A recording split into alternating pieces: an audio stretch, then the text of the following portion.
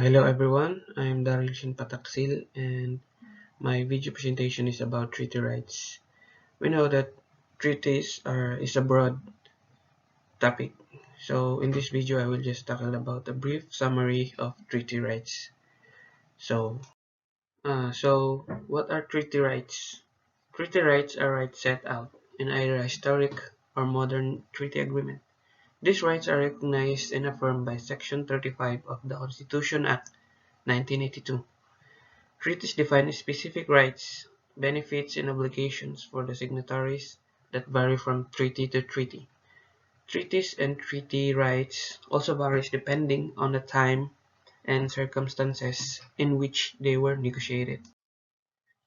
For example, in historic treaties signed before these are the treaties that were signed before 1975. Treaty rights and benefits often, but not always, include land to be set aside for First Nation use only, or known as reserves. Money to be paid to a First Nation every year, or the annuities. Hunting and fishing rights on unoccupied Crown land. Schools and teachers on reserves to be paid for by the government. One-time benefits such as farm equipments and animals, ammunitions, and clothing. The Government of Canada recognizes 70 historic treaties in Canada signed between the year of 1701 to 1923. These treaties include the Treaties of Peace and Neutrality in the year 1701 to 1760. Next is the Peace and Friendship Treaties, the year between 1725 to 1779. The Upper Canada Land Surrenders and the William Treaties in the years 1764 to 1862 and 1923. Robinson Treaties and Douglas Treaties in the year 1850 to 1854, and the numbered treaties between the year 1871 to 1921. Modern treaties. These are the treaties signed after 1975.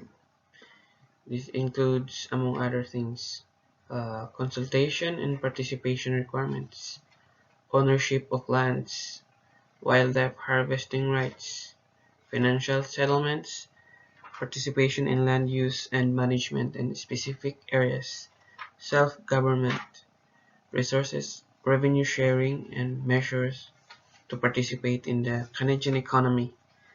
Preparations for when the agreement takes effect. In this image, you can see the timeline of final agreements happened between the year 1975 to the year 2020.